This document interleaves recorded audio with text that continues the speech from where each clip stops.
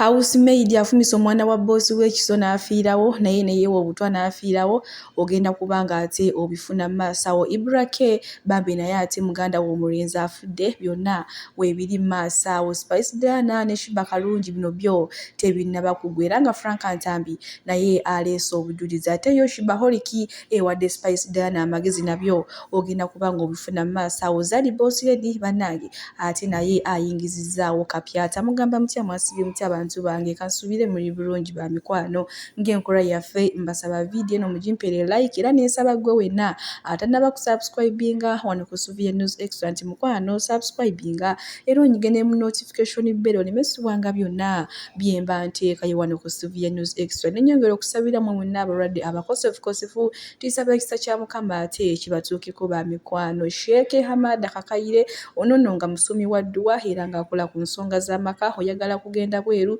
business zote zitambula bulungi mukubireko ku namba ye yesimu ate wamaawe eri awo ofuna ebisingawo bwentyo nkutandise ne Zari the boss lady ate mulowooza teyayingizizaawo emmotoka kapyata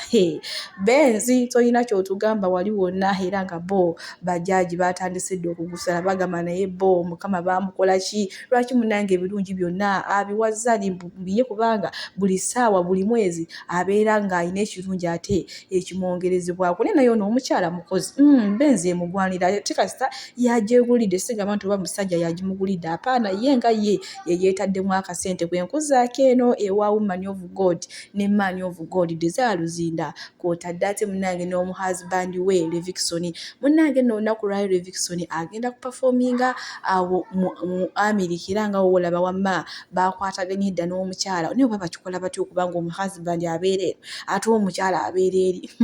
oba bakikola batya okuuma obufumbo bwabwe anyway sijja biyingiramu nnyo naye nga leero Madubala munnange yagenda n'ayisaamu awo Alien Skin egaali n'amuvumya ebiwanvu n'ebisongovu naye ate mulowooza akatambisi kalina maaso awo ng'amwegayirira amugaye munnaye kabuladi ensonyiwa abiri nabikozesa busungu bwali butamanya naye nnyamba onkwatireko maama wange omugye mu kyalo gyali ate omuleete. Eno vidiyo ngikoledde Alien muganda wange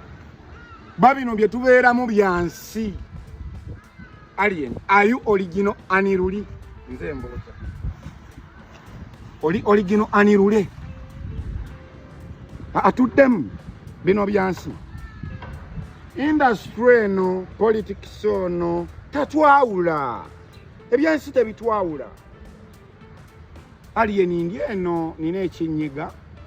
naye ng'ate wandibadde onnyamba naye ng'olowooza oba nakukyawa oba wankyawa nze nkwagala era Alien nsaba onnyambe mu kino kyendimu ekya mukadde wange ali bubi tumugye e Masaka ne bwonfunira omusawo asobola omujjanjaba ojja kuba onnyambe gw'oli ttaano wange sikukyawanga era na buli alowooza nti namukyawa nakusonyiwa fukamidde ku mavivi abiri Alien sonyiwa n'abalala musonyiwe Alien nyambaako ku kya mukadde wange nkwegayiridde Allah yalimanya kyali kusasula gw'oli ttaano wange saakukyawa n'ebigambo by'abantu tewankyawa naye mentalite z'abantu tukyali wamu bwe tuti akuume atakuumirwa mpeera nsaba vidiyo eno mugitambuze etuke ku Alien Skin anyambeko mukadde wange afa. Nina obulumi ku mutima nina bye sobola kwogera bangoba mu nnyumba n'enkisirikira buli kimu ebizibu bye nnina byonna nasirika kuba abantu tebayamba naye ofunayo omuntu wo ategeera embeera eya ghetto asobola okuyamba era nga naye akimanyi toli bulungi ne justice kamera that's a people akumata kumira mpe gitambuze paka ku Alien bambi netaaga okwogera bye bya Madubala nga tubyerekereza bweti ate nkuvuze butereevu paka wa Honorable Segirinya Muhammad ono nno munnange olunaku olwaleero Mukama ate asiimye n'amwongerako omwaka omulala. Happy birthday munnange Honorable Segirinya Muhammad Mukama akikubalire era bambi tumusaba ate akusuuse n'obulwadde obwo obukulumu obutawona leero ayinza okuba nga alyako ng'asobola n'okwetambuza ate olunaku oluddako n'embeera n'ebanga mbi nga talina kyasobola yadde okwenyeenya yadde okutunula kale katongera ate omuteeka mu ssaala gwe wenna eyali amwagala gwe wenna eyali nga osiima ebintu bye bambi byakola ate amawulire ag'ennaku agaliwo Omwami Ibrahim Mukasa TV personality munango olunaku olwaleero ate afiiriddwa brother we omuto abadde asemberayo ddala oba tumuyite omuggalanda naye nga bambi katusabe omukama amusonyiwe byonna ebyamusobako era bambi amuwe n'ekiwummulo ekitaggwaawo n'ekitangaala eky'olubeerera kimwakire atebenkere mirembe gaata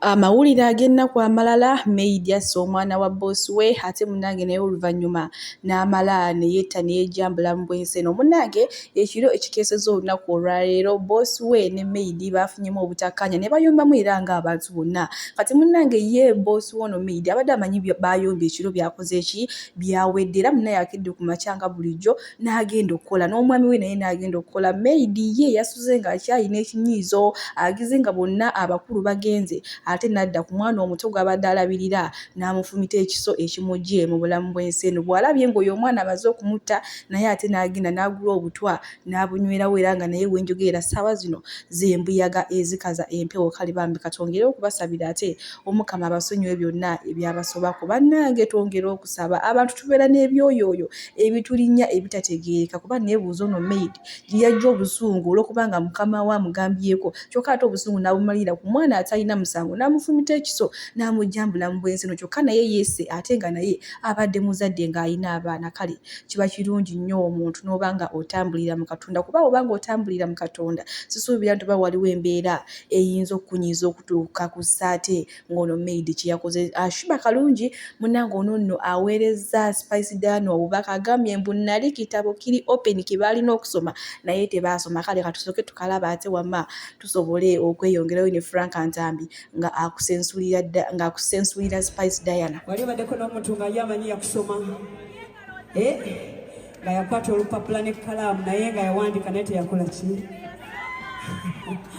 Shout out to you. Temwefuula nnyo bannange bamanyi abantu tukula ne tukyuka. Maestro, let's go!